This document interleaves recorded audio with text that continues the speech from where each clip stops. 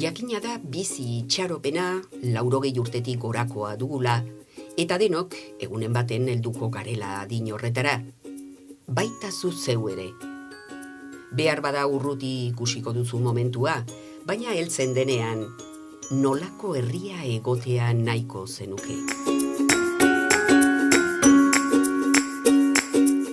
Bizkaian 2020an 65 urte baino gehiagoko pertsonak biztanleria osoaren 23,26 izango dira.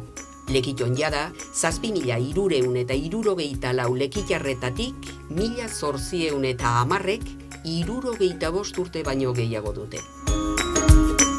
Lekito adineko pertsonekin lagunkoia izatea nahi dugu.